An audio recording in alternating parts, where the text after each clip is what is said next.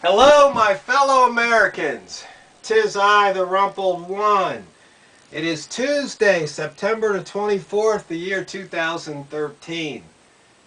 My congressman had a town hall meeting yesterday, but I was busy working on the shed. I didn't get to go. But there's a question I really wanted to ask him. So I'm going to put it out there. I doubt he'll see it. But it's something maybe the next time there's a town hall meeting, your congressman or senator, or maybe even if the president himself shows up where you live, you can put forward this question. Here's the question. I would say, Congressman, can you tell we the people how we can peacefully stop the tyranny in Washington, D.C. and our state capitals? Now, before you answer, let me define what I mean by tyranny.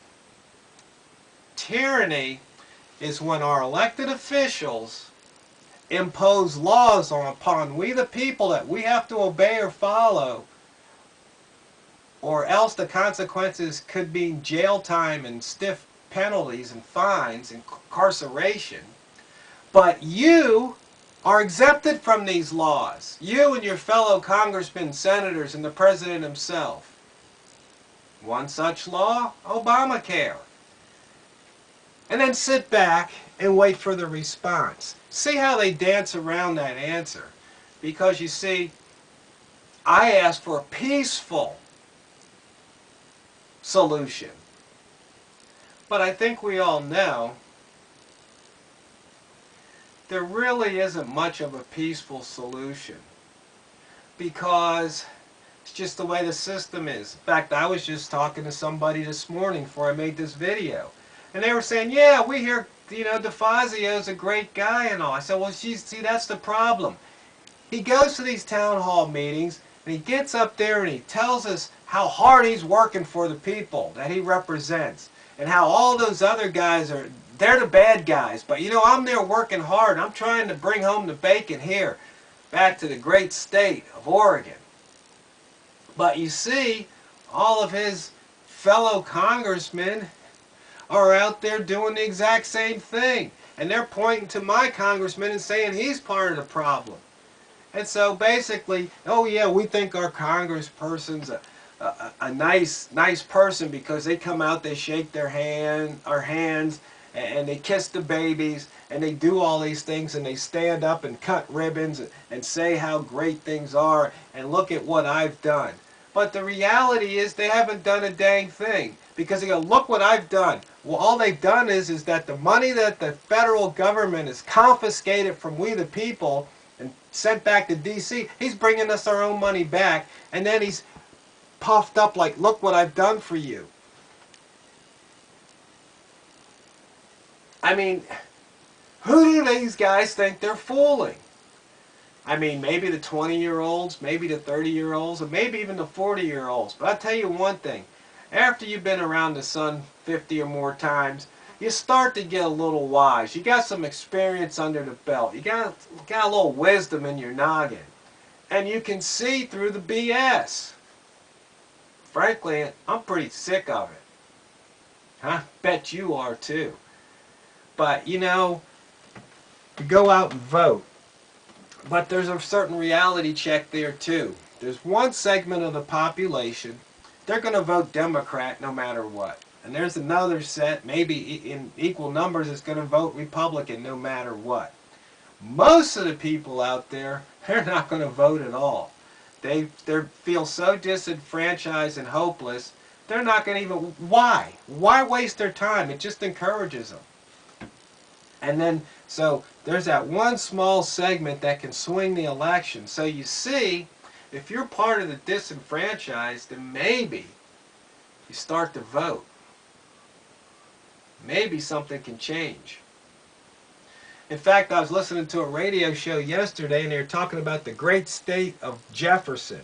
And I learned a few things.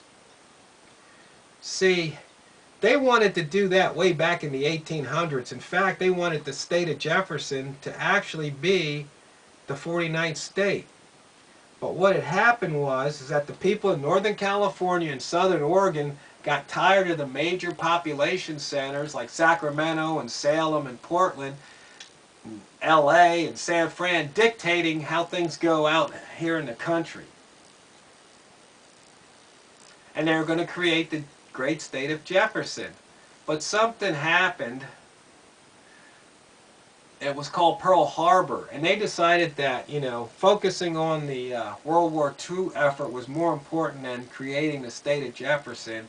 So that just got put on the back burner, and it's just kind of been simmering, because now there's more talk about that. But there's something else I also learned on that radio show. Do you know how many executive orders Obama has issued? Well, it's interesting to answer that question because he went back, I think, as far as FDR, how these guys issued like 1 or 2 or 3. And then I guess the last President Bush, I think he issued 62 or 162, I believe the number was.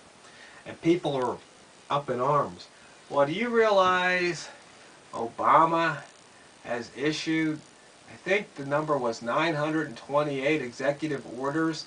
Now, these aren't all new because he's gone in and he's changed some, which is basically the same effect as issuing a new one. 928 executive orders. I think that's the right number. You should probably Google it and find out. Look for the Federal Register, and that should tell you how many. Any other site is bogus, but the Federal Register tells you, because that's where executive orders are recorded. So basically we have Obama out there issuing executive orders, sidestepping Congress, sidestepping the Constitution. So what can we the people do, once again, a peaceful solution to this? If you have an answer, please reply. Unfortunately, YouTube's made a modification. You can't do a video response per se.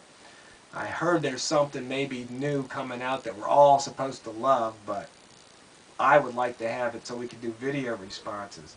But I really want to hear what you have to say on this, because I don't know of any peaceful solution to make these guys stop the tyranny.